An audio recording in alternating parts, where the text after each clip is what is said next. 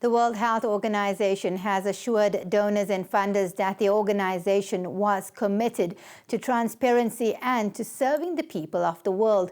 In response to U.S. President Donald Trump's criticism, WHO Director General Dr. Tedros Ghebreyesus said that the WHO's performance in tackling the COVID-19 pandemic was up for review by member states.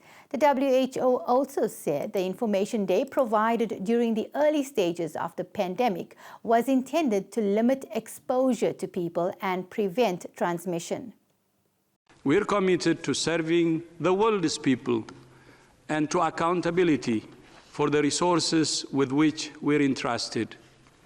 In due course, WHO's performance in tackling this pandemic will be reviewed by WHO's member states and the independent bodies that are in place to ensure transparency and accountability.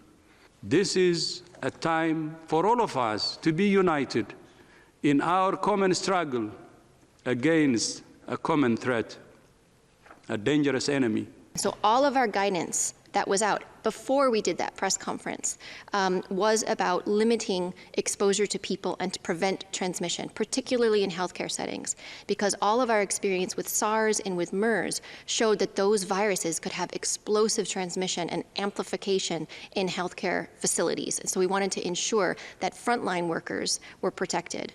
And so our guidance that was put out was about respiratory droplets and contact protection.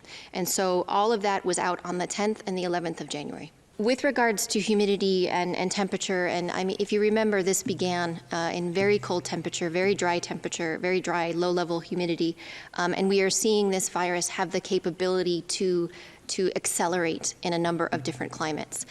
We need, as Mike said, we don't know how this virus is impacted completely yet. It's still new. We're still in the early stages of this pandemic in our 4th month, and we need to treat this virus everywhere it shows up as aggressively as we can so we don't give it a chance to take off.